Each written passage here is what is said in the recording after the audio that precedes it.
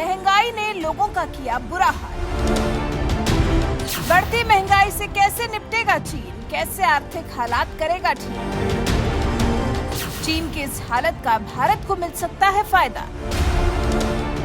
वो कहावत तो आपने सुनी ही होगी कि जो दूसरों के लिए गड्ढा खोदते हैं, कभी कभी वो खुद भी उस गड्ढे में गिर जाते हैं।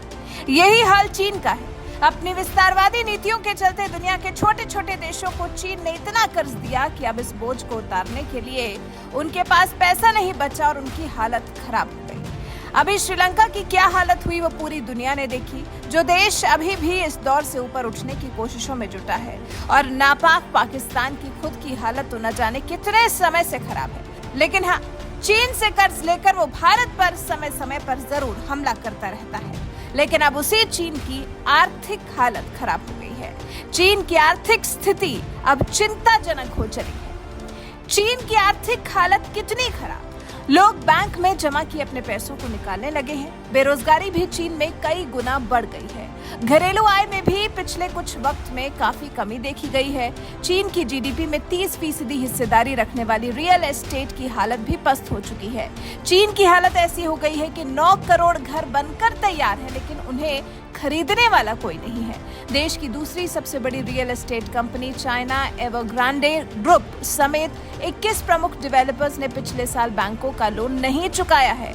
S&P ग्लोबल रेटिंग्स ने तो चेतावनी ये भी दे दी है कि कुल चीनी डेवलपर्स में से करीब 20% दिवालिया हो सकते हैं।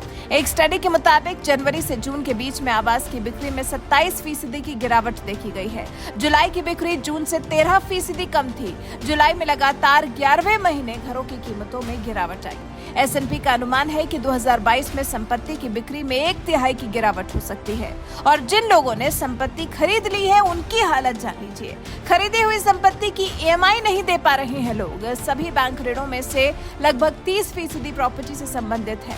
चीन में सैकड़ों हजारों नागरिक एक साथ होम लोन चुकाने से भी इनकार कर रहे हैं। ANZ रिसर्च का अनुमान है कि बहिष्कार लगभग 222 अरब डॉलर के ऋण को प्रभावित कर सकता है, जिसका निष्कर्ष ये निकल रहा है कि बैंक ठीक से काम नहीं कर पा रहे हैं। चीन के बैंकों पर दोहरी मार पड़ रही है। प्रॉपर्टी डेवलपर्स की हालत खराब है और प्रॉपर्टी बायर्स लोन चुकता नहीं कर पा रहे।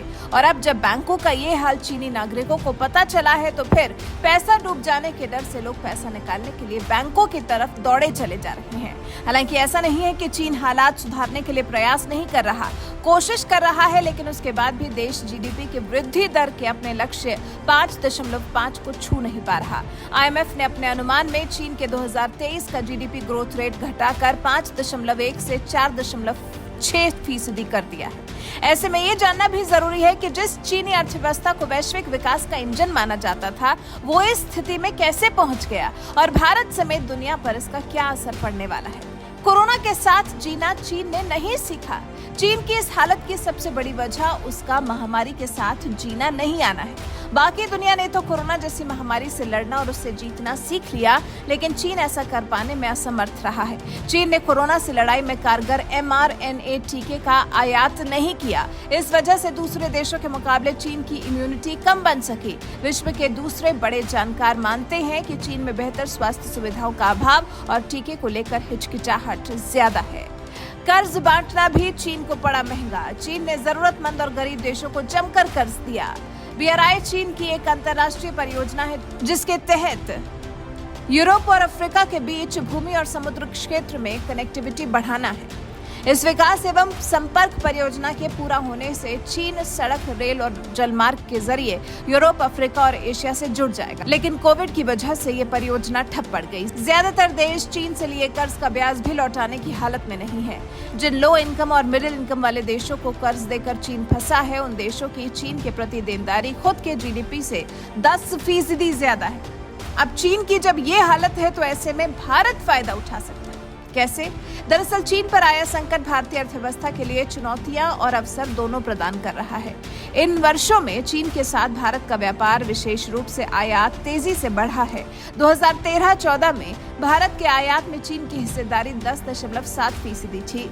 2013-14 में भारत के आयात में चीन की हिस्सेदारी 10.7% थी, जो 2020-21 में बढ़कर 16.6% हो गई।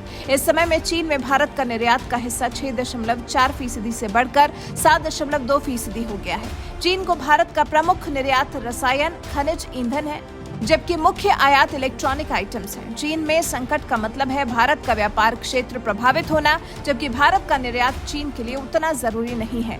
भारत अन्य देशों से आयात करवाकर इस चुनौती को अपने लिए अवसर में बदल सकता है।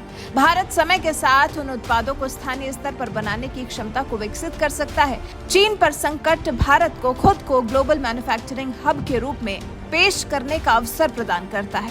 भारत में रोजगार के अवसरों की तलाश करने वाली एक बड़ी युवा आबादी है और यदि कोई भारत में वैश्विक निवेश ला सकता है तो ये तो सभी के लिए जीत का मौका होगा। वैसे इस पर आपका क्या कुछ कहना है, हमें कमेंट कर जरूर बताएं। हमें बताएं कि अब जब चीन की हालत खराब है तो क्या भारत को अपने लिए इसे अवसर के रूप में विकसित करना चाहिए या नहीं। इस बारे में आपकी राय हमारे साथ जरूर साझा करें।